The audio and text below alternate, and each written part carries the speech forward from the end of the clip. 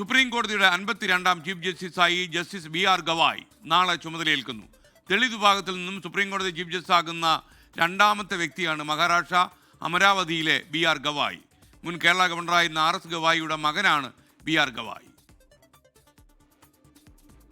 Bulldozer രാജിനെതിരായ വിധി, electoral bond ഭരണഘടനാ വിരുദ്ധമാണെന്ന വിധി തുടങ്ങി നിരവധി സുപ്രധാനമായ വിധിന്യായങ്ങളിലൂടെ ശ്രദ്ധേയനായ വ്യക്തിയാണ് ജസ്റ്റിസ് ഭൂഷൺ രാമകൃഷ്ണ ഗവായ് എന്ന BR ഗവായ്. ജസ്റ്റിസ് KG ബാലകൃഷ്ണന് ശേഷം ദളിത് വിഭാഗത്തിൽ നിന്നും സുപ്രീം കോടതി ചീഫ് ജസ്റ്റിസ് ആകുന്ന രണ്ടാമത്തെ വ്യക്തിയാണ് ഗവായ്.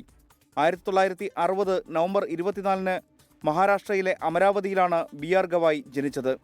കേരളത്തിലും ബീഹാറിലും സിക്കിമിലും ഗവർണറായിരുന്ന RS ഗവായിയുടെ മകനാണ് BR ഗവായ്. 1985-ൽ 25-ാം വയസ്സിൽ ബോംബെ ഹൈക്കോടതിയിൽ അഭിഭാഷകനായ ഗവായ് പിന്നീട് നാഗ്പൂർ ബെഞ്ചിൽ അസിസ്റ്റന്റ് ഗവൺമെന്റ് പ്ലീഡറും പബ്ലിക് പ്രോസിക്യൂട്ടറുമായി. 16 വർഷക്കാലത്തോളം ബോംബെ ഹൈക്കോടതി ജഡ്ജിയായിരുന്ന BR ഗവായ് 2019-ലാണ് സുപ്രീം കോടതി ജഡ്ജിയായത്. ഭരണഘടനാ നിയമം, ഭരണ നിയമം എന്നിവയിൽ ഗവായ് പ്രാവീണ്യം നേടിയിട്ടുണ്ട്.